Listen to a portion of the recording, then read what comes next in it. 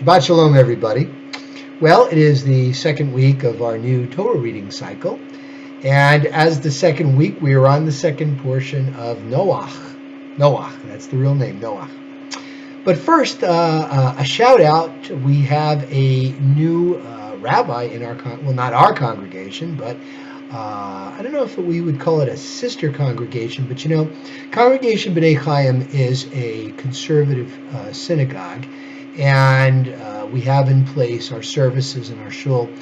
But as of about 2 or 3 years ago, we've invited another congregation, a Reform congregation called Chavarim, to occupy part of our building, and they do so. And as such, we have joint ventures.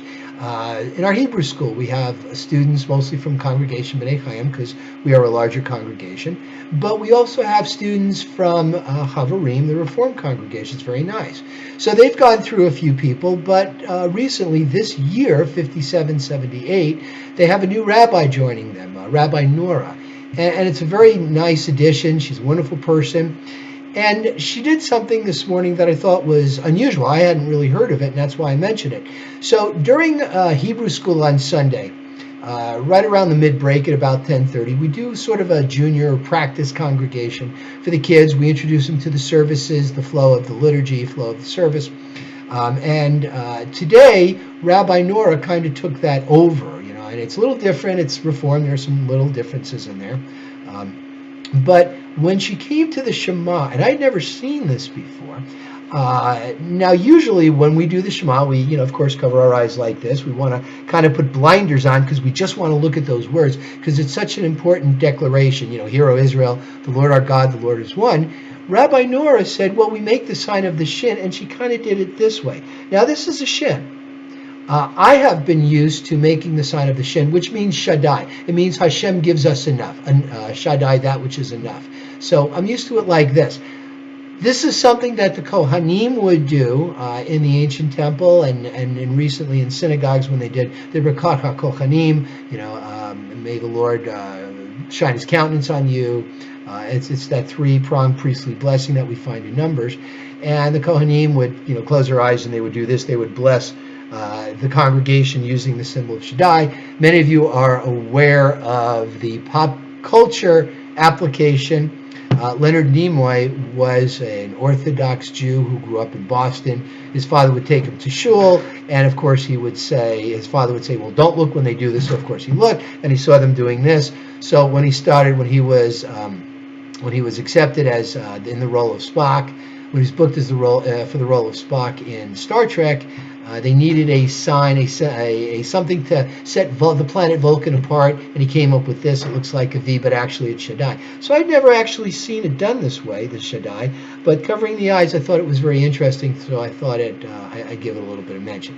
Okay, so Parasha Noach. What's happening? The world is wicked. The sons of Cain have taken over. They're wicked people. Hashem is going to destroy the earth. He's going to bring down a torrent of rain to wipe out all life on the earth. Now, what was wicked about the people back then?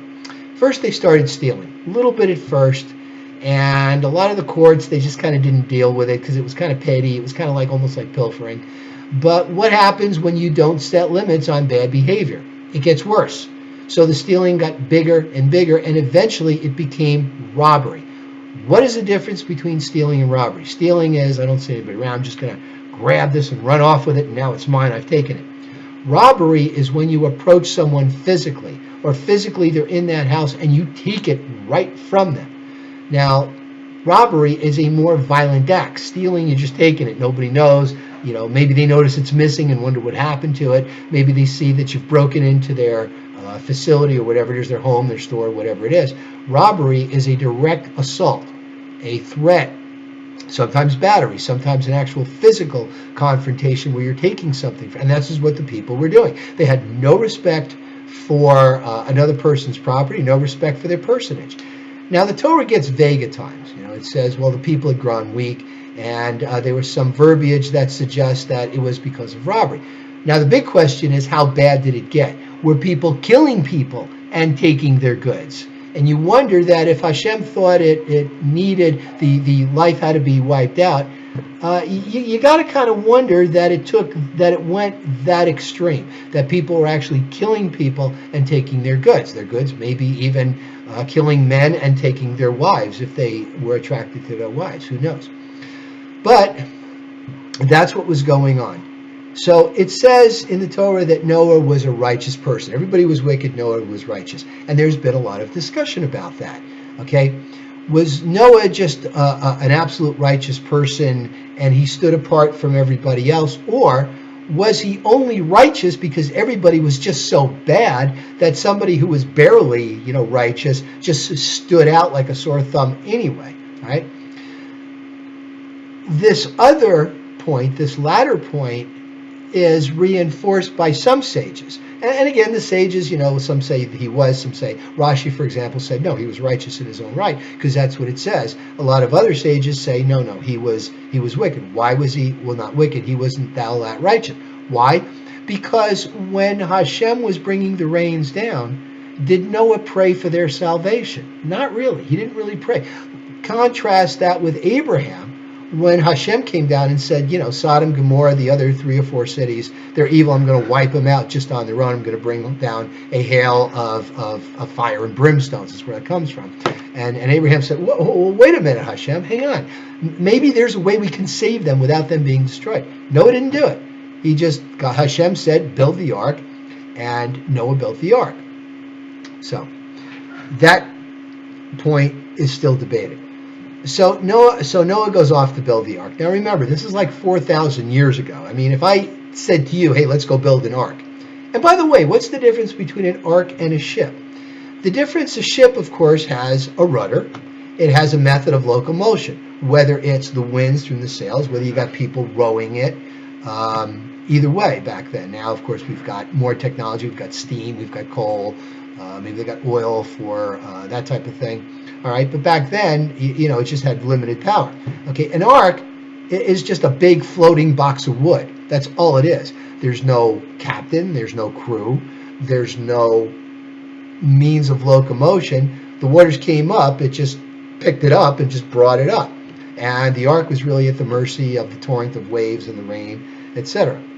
So that's really the difference between a ship and an ark. So Noah was going to build the ark. He was going to bring his family, his sons, and his wives, and their kids in there, and they were going to hang out for about 40 days. Why 40 days?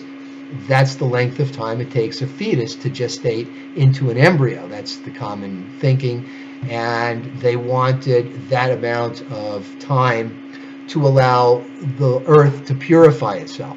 Water. What do we do when we want to purify ourselves? We go into a mikvah, ritual bath. When you want to clean yourself, you use water. That's what water is for. The water came down and dried up the earth. Okay, so back to the point. Why did it take 120 years to build the ark?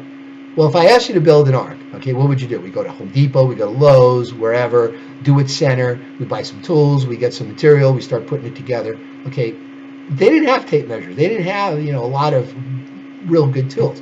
Okay, Hashem gave him the measurements, and he used the measurement form of a cubit. What is a cubit? In fact, the Hebrew word identifies what cubit is. It's a forearm. It's from the elbow to the middle finger. That's a cubit, about 3 feet or so.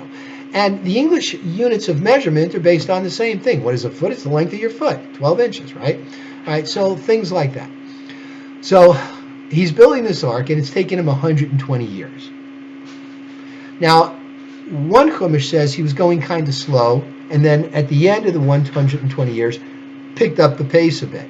So he was building it for that long, and yes, people lived long back then, or at least righteous people like Noah did, so that people would pass by and say, what are you doing? Oh, I'm building an ark. Why? Well, people are wicked, you're all stealing from each other, and Hashem wants to give humanity kind of another chance, so he's going to wipe everybody out. Oh, okay, and on their way. Instead of, oh, wow, maybe I need to rethink my habits, my activities a little bit. Maybe I need to get a little bit more righteous. None of that. In fact, when the waters came down, it didn't just all start, there wasn't a torrent of rain right away. It started drizzling a little bit. It's like, well, Noah said it was going to rain and wipe out the earth, and here's some drizzling. Well, so what? It's raining, big deal. And it doesn't abate, right? It's still drizzling, and nobody really kind of got the hint that, our days are numbered. And Noah, for his credit, stood in the waters, did not board the ark until the waters was up to his ankle. Then he got on the ark. There's also a question about the animals. Now, yes, there were some animals. There was 7 of the clean, 2 of the unclean. This is to propagate the species. This was also to make sure that they had some animals for sacrifice. At this point, they weren't aware that when the ark was going to land, now they can eat meat. All right, so maybe that was another kind of run up to that as well. All right, so that was another part of it as well. Anyway, that is today's portion. Hope to see you in synagogue and services. As some of you may know, this weekend, this Shabbat will coincide with the next month with this Heshvan. Tishri was chock full of the holidays: Rosh Hashanah, Yom Kippur, Sukkot, Shmini Atzeret, Simchat Torah. Heshvan is a very quiet month. It's and right about this time, folks, you've got about 60 shopping days left to Hanukkah. Thanks for listening. Shabbat Shalom, and thanks again for listening.